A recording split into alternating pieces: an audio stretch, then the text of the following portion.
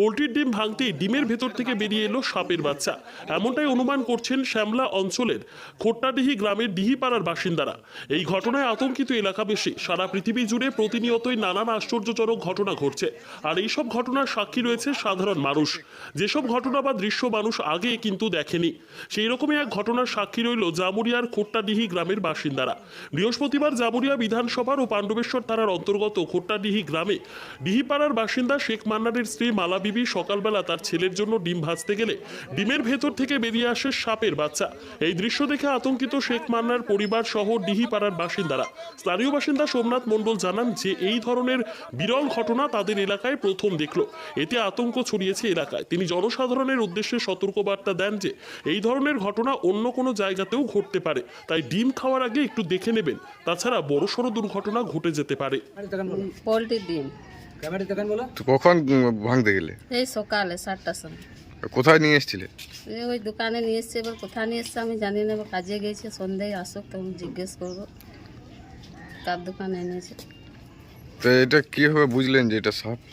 ওই বাটিতে যখনই ঢাললাম তখন ওই লম্বা মতন বেরোলো, তখন ওই আউট করলাম কি এটা সাপ বটে। আচ্ছা, এই যে পোলট্রির ডিমে যে সাপ বেরোচ্ছে, কতটা আতঙ্কের মধ্যে রয়েছেন? প্রচুর আতঙ্কের মধ্যে রয়েছে।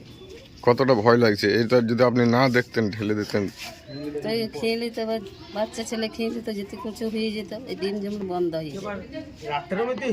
এই যদি রাত্রে ভাইতাম তাহলে কি হতো?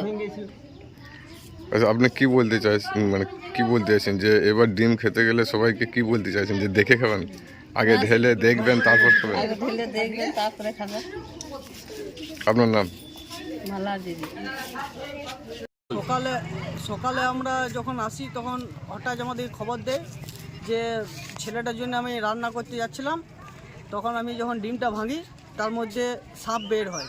তো এখানে আমরা সবাই খুব আতঙ্কে আছি যে যদি যেটা একটা গরিব মানুষের পুষ্টিকর খাবার পোলট্রির ডিম, তার মধ্যেও যদি এইসব সাপ বা এইসব জিনিস হয়, কীটপতঙ্গ যদি বের হয়, তাহলে মানুষ আর কী নিয়ে খেয়ে বেঁচে রবে।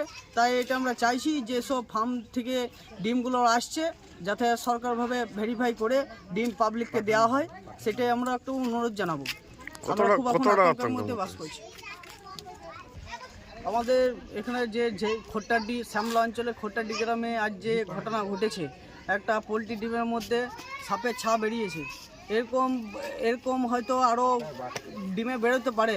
তাই আমি পাবলিককে আমাদের অনুরোধ করব, যখন ডিম খাওয়া হবে তখন যাতে ভেঙে দেখে খাওয়া হয়, না হলে মানুষ অসুস্থ হতে পারে। আপনার নাম? আমার নাম সোমনাথ মন্ডল।